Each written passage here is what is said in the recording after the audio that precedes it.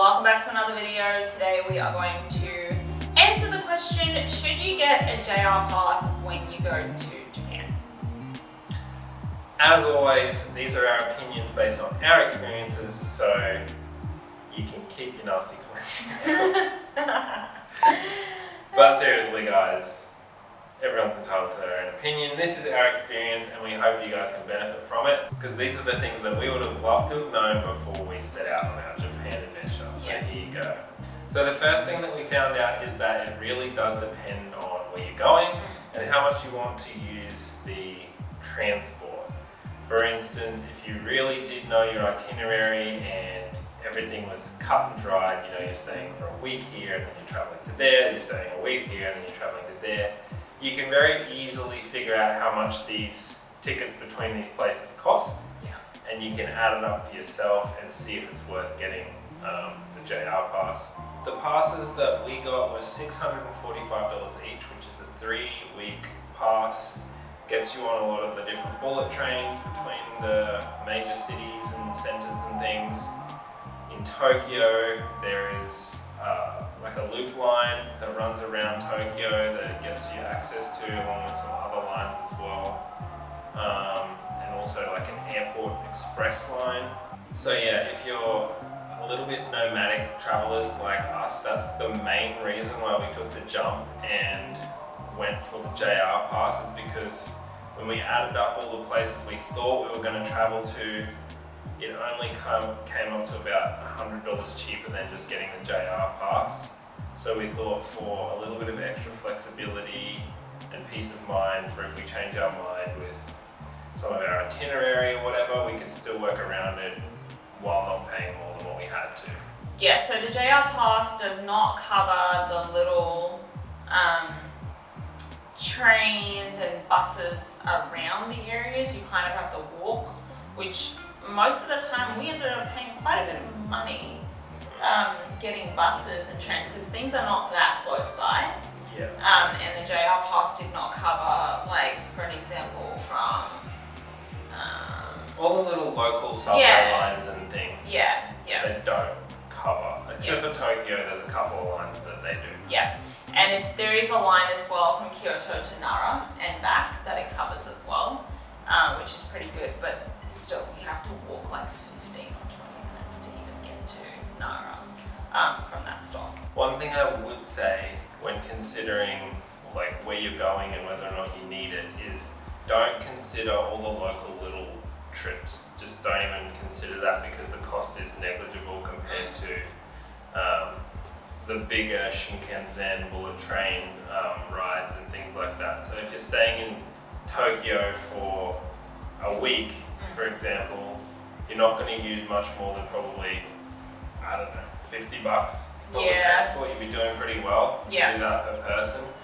So Yeah. it's not really a consideration. Just mainly use your bigger trips to add up whether or not you think it'll be worth it. Yeah, most of our little trips costed about maybe like $2.20 each one way, $2.20 back each one way. But if you want to go somewhere and you want to travel around a little bit, I think there's day passes that you can get locally that are about $8 a day each. So not too bad, I would say. If you're planning on going somewhere like, let's just say Kyoto and Tokyo only, probably wouldn't get a JR pass, because you're not going to be like, we got it because we went from Osaka to Kyoto to Mount Fuji or Fujinoma to Tokyo, and we also did Nara as well, and quite a bit of traveling in Tokyo as well.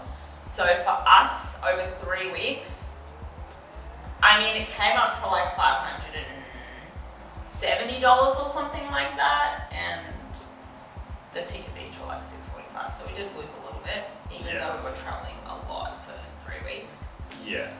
But it's something that's kind of hard to figure out when you haven't been to Japan.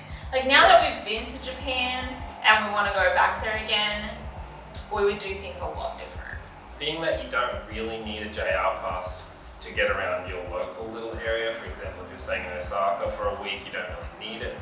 to get around there. You can also activate your JR pass when you're leaving Osaka and save yourself a week of JR pass. Yeah. So what we did was we got a JR pass for the entire stay, not realizing that it would be pretty much useless for the first week of our stay anyway, because we were just buying local subway tickets and everything because the JR pass didn't work on all those local lines. Yeah. So we could have actually got away with getting a 2-week JR pass and just using the local subway lines until activating it when we're leaving our first destination and going from there. There is some resources around on the internet as well, like on the JR website and whatnot, where you can actually see a little bit of a map of what lines go where and all that kind of stuff to help you out when deciding. Yeah. Another consideration is we thought that somehow Japan was just going to be this magical transport experience where we just get this JR pass and it's pretty much just like our magic carpet right to our hotel room everywhere we go.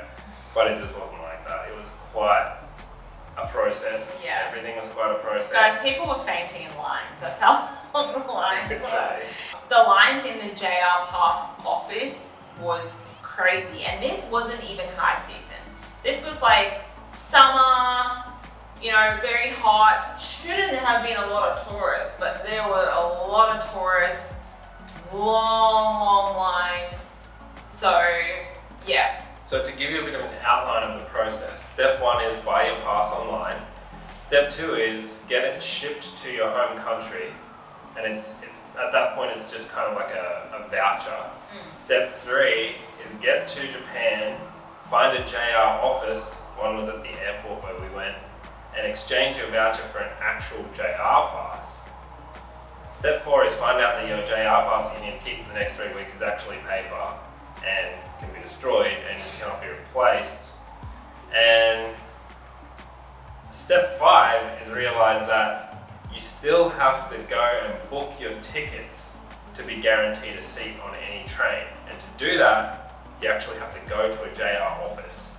Yes, so that's like for the big trips, like the trip from Osaka to Kyoto, or even Kyoto to Nara, which is like maybe a 40-something minute ride, it's not even that far. But all of those kind of trips, anything to do with the JR, I think. The local JR lines is fine, but the big trips that you're going to do, you have to book a seat. Especially if you're traveling with luggage like we were. We had a 20-kilo bag each. They like to put you in seats where there's a spot for your luggage behind the seat. So we just thought, get this JR pass, it's just like a go-kart. You just tap on, tap off everywhere, and it's just super easy. We thought it was like the T-Money card. Yeah, it was kind of the opposite to that. Like, it was kind of a nightmare, to be honest. Yeah. Well, that's the truth. It frank. was. And we were scared because these little paper JR passes they gave us was paper, and they were like, if this bends, you have to buy a new one. Like, this will not get replaced. So we were terrified that these paper things were just going to rip or break or something. Yeah, or get wet or sweaty or something. Yeah. But yeah, they are pretty robust, the actual things. That wasn't really a problem. It's kind of like a waxy paper type thing, and it handled the 3 weeks no problem. But we just thought that given the price of everything and stuff, that would just be more like a credit card type tap on, whatever. But yeah, that leads us into making sure you get to your train station early if you are taking one of these big trips that you've reserved a seat for, because we had a bit of a situation. Yeah, Typhoon Lan arrived in Japan when we were there, and we had to take a train the next day, a bullet train to Tokyo. I think it was Tokyo. And the train station was packed. The trains were all delayed by like 2 hours, 3 hours. They were trying to get people on the train that missed their train the day before because of the typhoon. A lot of chaos, but there's a lot of people there that will help you out. A lot of tourists pushing and shoving, unfortunately. So embarrassing. Trying to talk to the Japanese people, and you can tell the people at the train station, like, are just like, wow, this is not how we deal. Like, this is not how we are, guys. We're Japanese, we're nice people. We we don't push and shove, and then you get the tourists just like pushing and shoving. I had to tell one lady, I was like, the line is like back there, you can't just come and stand in front of me. But anyway, make sure you get there early. So yeah, a lot more complicated than we thought it was going to be. A lot, especially coming from South Korea. You know, you just kind of... And also more costly than we thought it was going to be, because we really did think that it was going to take care of most of our transport, which it did. It definitely took care of the bulk, but it was kind of like a bit of a sore point when we still had to keep buying all these local tickets and everything. That, and then like we ended up, guys, with like so many pieces of like tickets, like a whole bunch of tickets, because we had to book everything and crazy. I did not expect it to be like that. Yeah. We're just being honest with you. We wish that there were people that were honest with us, like, yeah, go to Japan, have a good time, you're gonna have fun, but don't think that this JR pass is just gonna be a tap in the train, tap in the bus. Yeah. No. It's not like that. A tip to reward you for staying till the end. If you can, at the JR office where you first get your JR pass activated and you exchange it for the voucher, make sure you have your itinerary set out so that you can make all of your JR reservations right then. Because what we had to do is, I'm pretty sure we could have done it at that same office, but we ended up just getting the one ticket for the night that we needed to get home to our accommodation. Yeah. And then we had to go out and make a special trip out to a JR pass office to do all of our other trips. So if you can, just do it all in the one thing when you first get your thing activated. Yeah, that's a really good tip, because I think we just thought, oh, we've got it. Yeah. Like, we don't have to do anything else. We've got the passes now, they've been exchanged, we don't have to do anything else. We thought it Little would just did we know. become clearer as we went, but it just never did. No, we put the JR pass, the ticket, into the little machine, and it was like, the doors just closed in front of us, and we're like, okay, We're pretty like loose travelers as far as our itinerary and everything goes. We're pretty flexible travelers, and if we had to do it again, we probably wouldn't buy a JR pass. Yes. Am I right? Yes, I agree. Because we probably wouldn't go to the same places that we went to either, but I think now we're a lot more aware. Wise.